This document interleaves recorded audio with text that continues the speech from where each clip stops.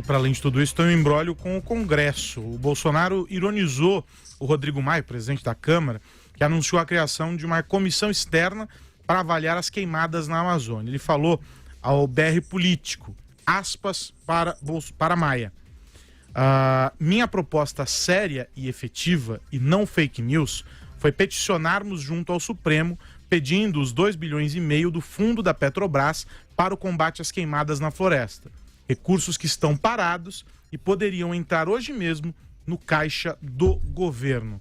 E aí, Vera, esse embate Maia-Bolsonaro? Foi na paradinha do Alvorada, o Bolsonaro parou lá e resolveu dar uma mitada para cima do Rodrigo Maia, dizendo que ele deveria usar 2 bilhões do fundo partidário para apagar incêndio na Amazônia. Em primeiro lugar, fundo partidário é uma coisa que não tem nada a ver com isso. A gente pode questionar se o fundo partidário é muito, se ele é necessário, mas isso é uma outra pauta. O fundo partidário foi criado porque nós, como sociedade, entendemos que o financiamento privado de campanha não era mais devido. E embora eu tenha muitas diferenças com essa tese, eu acho que o financiamento privado é melhor do que financiamento público. Mas eleições precisam ser financiadas, porque se não financiar pelo Caixa 1, pelo Estado, elas vão ser financiadas por milícias, pelo narcotráfico, etc. Então, fundo partidário é uma realidade que tem de ser discutida no fórum próprio. Não tem nada a ver com apagar incêndio. Se o Bolsonaro ontem disse que não tinha dinheiro para apagar incêndio, hoje se saiu com essa, por que então ele desdenhou do Fundo Amazônia, que tinha como justamente uma das suas aplicações, essa de combater queimadas e desmatamento na Amazônia? Percebem como as ideias estão muito fora de lugar? Aí o Rodrigo Maia responde com isso. Eles foram realmente ao Supremo, pediram o desbloqueio desse fundo da Petrobras, que é destinado a combates a incêndios. Então vamos ver se essa verba vai ser realmente destinada para isso, pode ser uma solução. Na verdade, a irritação do presidente era porque a Câmara vai formar uma comissão externa para ir até a Amazônia. Então ele ficou contrariado com isso e veio com essa rusga. Mais uma coisa que não ajuda em nada. Assim como não ajuda em nada o fato do Eduardo Bolsonaro, presidente da Comissão de Relações Exteriores do Brasil e provável futuro embaixador do Brasil em Washington, postar um vídeo de um extremista bolsonarista que chama o presidente da França de idiota. Isso não é linguagem diplomática, isso não é linguagem que cabe a alguém que ocupa a comissão que ele ocupa, que é filho do presidente da República e pleiteia a principal embaixada do Brasil no exterior. O outro filho, Carlos Bolsonaro, fez um tweet da 5ª série dizendo que o comunista, comparou ele ao Dória, o Macron ao Dória francês, não se preocupa com a questão da Venezuela. Uma mitada desnecessária que não tem nada a ver com o assunto. Então, de novo, o entorno do presidente atrapalhando bastante algo que já está muito atrapalhado. E eu queria só, antes de passar a palavra para eles, falar um pouco sobre esse risco que já está muito premente de o Bolsonaro perder o apoio do agronegócio. Não nos esqueçamos que o agronegócio foi o primeiro setor organizado da sociedade brasileira a empenhar apoio ao Jair Bolsonaro. Teve um papel preponderante para que ele saísse de uma candidatura nanica para um candidato de fato competitivo. A presença de pessoas como Naban Garcia e outros na campanha do Bolsonaro foi o que deu um peso institucional para ele largar. Se ele começar a perder o agronegócio, assim como já está perdendo setores simpáticos à Lava Jato, a gente vai começar a ver uma cisão no núcleo duro do bolsonarismo. Esses 30% que ele queria manter a qualquer custo para as eleições de 2022.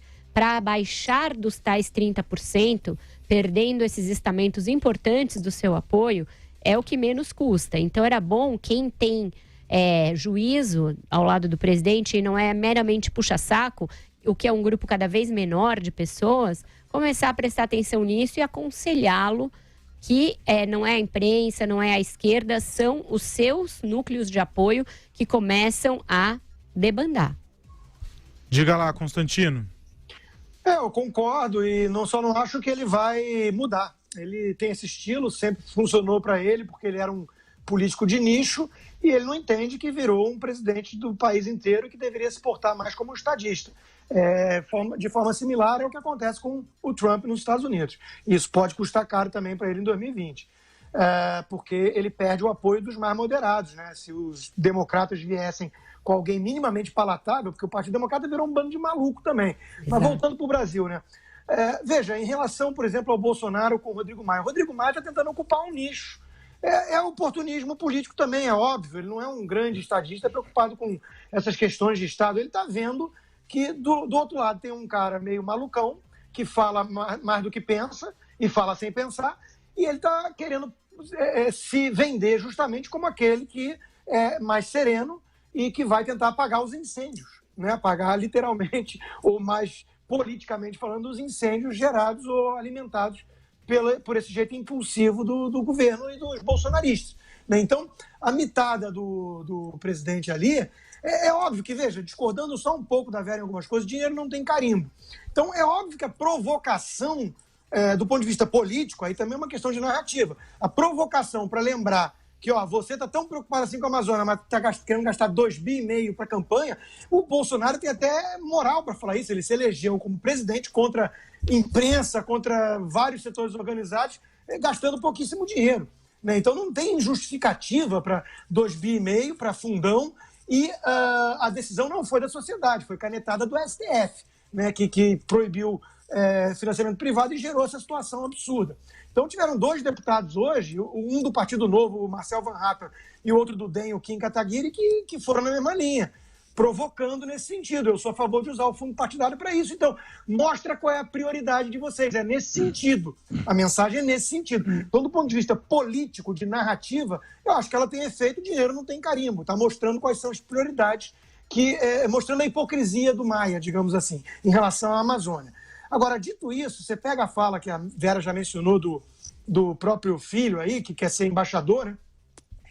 Como é que pode um negócio desse? Porque, veja, a qualificação para ser embaixador dos Estados Unidos devia ter, no mínimo, experiência diplomática, o inglês fluente, né, que está longe de ser o caso, experiência de vida, né, alguém mais velho, por isso tem a idade mínima ali de 35, porque às vezes o cara tem 35 e é muito maduro para a idade, que também não é o caso. Agora, a primeira característica, tinha que ser assim, o sujeito que quer trabalhar com o mundo da diplomacia, ele precisa pensar antes de falar. E bastava esse critério para tirar o Eduardo Bolsonaro da lista. Quer dizer, é de um constrangimento para o país e para ele mesmo. Está ficando muito constrangedor para ele isso. E aí eu jogo a batata quente para os senadores que vão fazer essa batina. Quer dizer, vocês, votando a favor dessa indicação, aceitando, vocês estão não só endossando um favoritismo familiar, uma espécie de nepotismo, vocês estão chamando o presidente de um país importante do primeiro mundo de idiota. É isso mesmo que a gente quer para o Brasil? Fala, Josias. Eu acho que o que o Bolsonaro provocou leva o governo a promover um recuo tático. O Bolsonaro tenta reduzir os danos, vai tomar agora providências que ele negligenciava. Mas isso não vai mudar a índole belicosa do presidente. O Bolsonaro governa com os instintos envenenados por uma patologia, a patologia do quartel-general. Ele transforma o governo numa guerra e o Planalto num bunker. Na tropa do Bolsonaro não há assessores, só puxa-sacos. Ele não busca aliados, ele recruta súditos. Excluídos os áulicos e os vassalos, o resto é todo mundo integrante de uma tropa inimiga que está ameaçando o governo. Avesso a conselhos e questionamentos, o Bolsonaro acha que está certo e que o planeta está errado. Dentro da fortaleza do Planalto, o Bolsonaro estimula uma competição de egos que é ruinosa. O assessor fulano diz estar certo e acusa o assessor Beltrano de ser responsável pelos males da República. Aí, na sequência, os filhos do presidente tomam o partido de fulano ou de Beltrano. De repente, estão todos guerreando pelo simples prazer de guerrear. Nesse ritmo, o Planalto esquece de governar, a meu ver, e atrapalha quem se anima a molhar o paletó para mostrar algo produtivo dentro e fora do bunker. Porque a gente dentro do governo, a equipe ali do Paulo Guedes, tentando trabalhar, mas o bunker atrapalha. É evidente que o drama ambiental do Brasil é explorado por ambientalistas, chefes de Estado oportunistas, e por razões políticas e razões comerciais. Mas essas razões são manjadas, previsíveis. O que espanta é que o Bolsonaro tenha se transformado no principal fornecedor da matéria-prima para essa investida que fez a imagem do Brasil recuar 2 décadas e pode resultar em prejuízos ainda. Agora, depois de tudo isso, a primeira reação do sujeito, na primeira hora do dia, é comprar outra briga. Agora, com o presidente da Câmara, o Rodrigo Maia, questionando de onde vem o dinheiro que o Rodrigo Maia quer mandar para ajudar no combate ao incêndio, quer dizer, o Bolsonaro, ele guerreia pelo prazer de guerrear.